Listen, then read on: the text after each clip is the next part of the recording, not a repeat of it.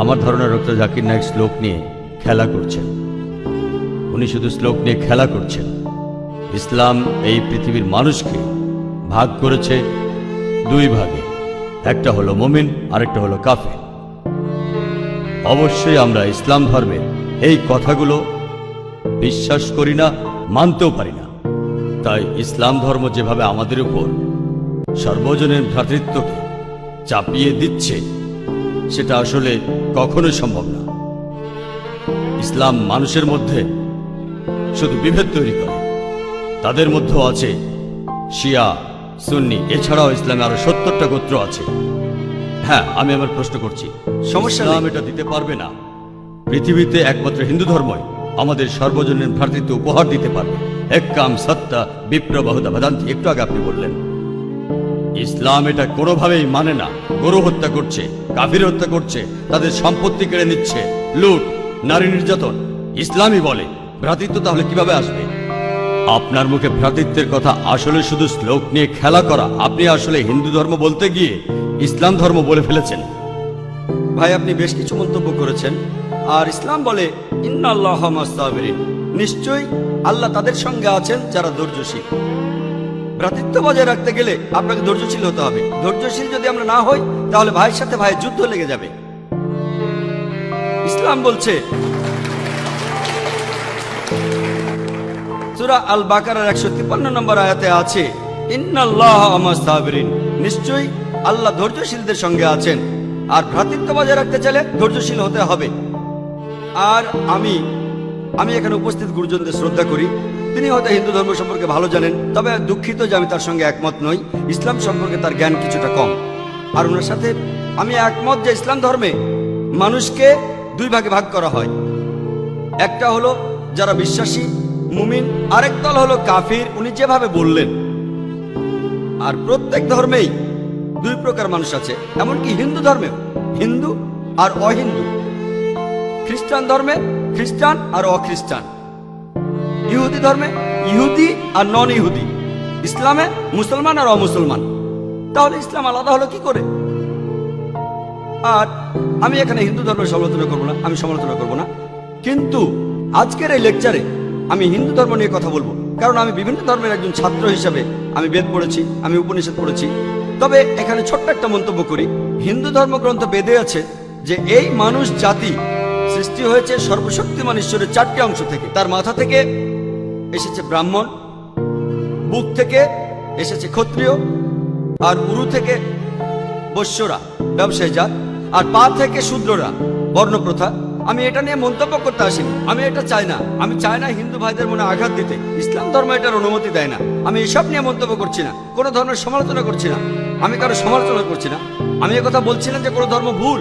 তবে আপনি যদি ভালোভাবে বেদ পড়ে থাকেন, আপনি এখানে সবাইকে বলতে পারেন বেদ কথা বলে কিনা যে স্রষ্টার মাথা থেকে ব্রাহ্মণ এসেছে, তার বুক থেকে ক্ষত্রিয়রা এসেছে, উরু থেকে এসেছে বৈশ্যরা ব্যবসায়ী জাত, বিদ্বান গোত্র, যোদ্ধা গোত্র, ব্যবসায়ী গোত্র, শূদ্র। শূদ্ররা হলো সবচেয়ে নিম্নবর্ণ। আর ডক্টর আম্বেদকর এটা নিয়ে বই লিখেছেন। আমি সব খুলে বলছি না। হিন্দু ধর্ম আমি ভালোভাবে পড়েছি। আমি হিন্দু ধর্মের অনেক কিছু শ্রদ্ধা করি, বেশ কিছুর ব্যাপারে একমত নয়, এটা আমাকে আপনি বলতে বাধ্য করলেন। পবিত্র কোরআনে সূরা আনামের 108 নম্বর আয়াতে আছে, তাহাদিগকে গালি দিও না আল্লাহকে ছাড়িয়ে তাহারা যাহাদিগকে ডাকে, কেননা অজ্ঞানতাবশত তাহারা গালি দিবে আল্লাহ সুবহানাহু ওয়া তাআলাকে। এখানে আমি হিন্দু ধর্মের ভালো দিকগুলো নিয়ে বলেছি। কথাটা হলো তারা এক ঈশ্বরের ধারণায় বিশ্বাস করে। আপনার প্রশ্নের ব্যাপারে বলি যে আপনি বলেছেন মুসলিমরা তারা মানুষ খুন করে, এছাড়াও তারা হত্যা করে। আপনি বললেন গরু, ঠিক আপনি কথা বলেছেন। এই সবগুলো অভিযোগের উত্তর দেওয়া দরকার। সময় এখানে কম, কয়েকটার উত্তর দিচ্ছি। অন্য কেউ প্রশ্ন করেন, আপনাদের সবার ভুল ধারণাগুলো আমি ভেঙে দেব, আমারও ভালো লাগবে। আর ভুল ধারণাগুলো ভাঙিয়ে দিলেই তারা ইসলামকে ভালোভাবে বুঝতে পারবে।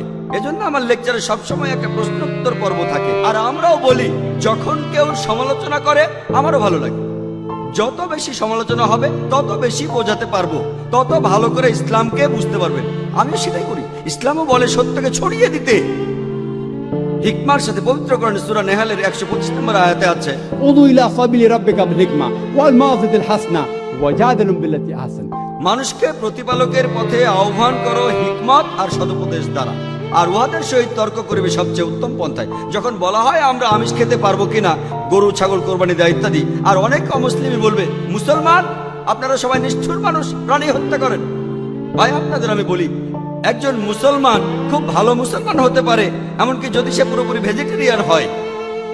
এটা বলা হয়নি যে আপনাকে অবশ্যই ভেজিটেরিয়ান হতে হবে ভালো মুসলিম হতে গেলে, কিন্তু পবিত্র কোরআনে অনেকবারই বলা হয়েছে যখন তুমি মাংস খেতে পারো তখন মাংস খাবে না কেন। পবিত্র কোরআনে সূরা মাইদার 1 নম্বর আয়াতে উল্লেখ আছে, বলা হয়েছে যে ইয়া আইয়ুহাল্লাযিনা আমানু, হে মুমিনগণ, তোমাদের অঙ্গীকার পূর্ণ করিবে আর তোমাদের জন্য কিছু চতুষ্পদ প্রাণীকে হালাল করা হইয়াছে আর কিছু প্রাণী হারাম। পবিত্র কোরআনে সূরা নাহলের 5 নম্বর আয়াতে উল্লেখ আছে যে আল্লাহ চতুষ্পদ জন্তু সৃষ্টি করিয়াছেন যাহাতে তোমরা শীত নিবারণ করিতে পারো এবং উহাতে বহু উপকার রহিয়াছে এবং উহা হইতে তোমরা আহার করিয়া থাকো। পবিত্র কোরআনে সূরা মুমিনুনের 21 নম্বর আয়াতে উল্লেখ আছে তোমরা চতুষ্পদের মাংস আহার করতে পারো। আমরা জানি যে আমিষে, এখানে অনেক ডাক্তার আছেন, আমি একজন মেডিকেল ডাক্তার, এতে অনেক প্রোটিন আছে, প্রচুর আয়রন আছে, আর এগুলো খুবই সুস্বাদু। আর এইসব আমিষ জাতীয় খাবারে আপনি যে প্রোটিন পাবেন, এই পরিমাণ প্রোটিন আর কোথাও পাবেন না, আপনি পাবেন না। নিরামিষের মধ্যে সয়াবিনে আপনি সবচেয়ে বেশি প্রোটিন পাবেন, সেটাও আমিষের প্রোটিনের চেয়ে অনেক কম।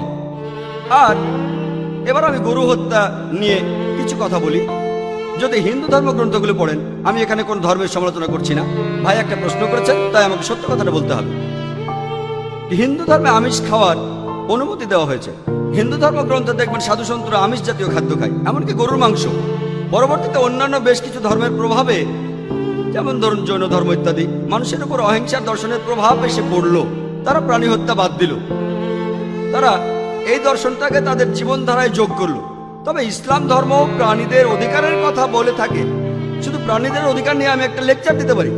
পবিত্র কোরআনে আছে পশুর উপর বেশি বোঝা চাপিও না, তাদের প্রতি সদয় হও, তাদের খাদ্য দাও, কিন্তু প্রয়োজনে তোমরা তাদের মাংসও খাইতে পারো। আর যদি আপনি অন্যান্য ধর্মগুলো ভালোভাবে দেখেন, অনেকে আমিষ খেতে বারণ করেছে। এই দর্শনের ভিত্তিটা হলো এই যে আপনি প্রাণী হত্যা করবেন না, কারণ তাদের জীবন আছে, সে কারণে আমিষ খাওয়াটা অন্যায়। আমি এর সাথে একমত। যদি কোনো মানুষের পৃথিবীতে মানুষ হত্যা না করে থাকে, সেখানে আমিই থাকবো সবার উপরে। সর্বজনীন ভ্রাতৃত্ব হিন্দু ধর্মে আছে যে সব প্রাণী আপনার ভাই। প্রত্যেক প্রাণী হোক সে সাপ, পাখি অথবা পতঙ্গ। আমি আপনাদের একটা প্রশ্ন করছি যে কোন মানুষটা হাজার হাজার ভাইকে না মেরেও 5 মিনিটের জন্য বেঁচে থাকতে পারে?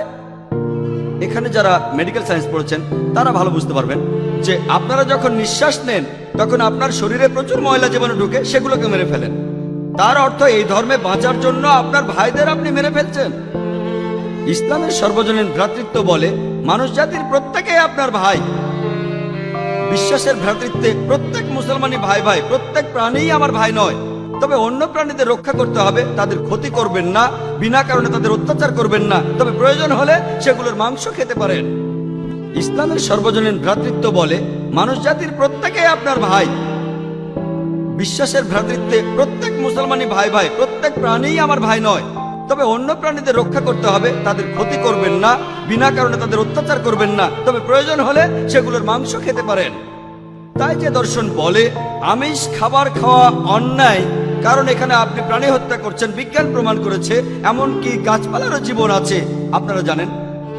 তাই একথা এখানে খাটছে না যে প্রাণী হত্যা করা অন্যায়।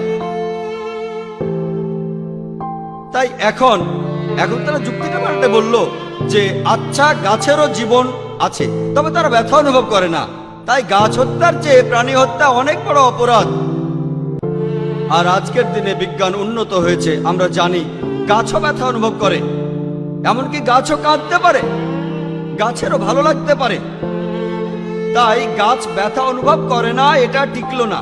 এখানে ব্যাপারটা হলো যে গাছের কান্না মানুষ শুনতে পায় না, কারণ মানুষ কানে যে শব্দ শোনে সেটা সীমা 20 সাইকেল পার সেকেন্ড থেকে 20,000 সাইকেল পার সেকেন্ড। এই সীমার মধ্যে কিছু হলে মানুষ সেটা শুনতে পায়, এই সীমার নিচে বা উপরে মানুষ কিছু শুনতে পায় না।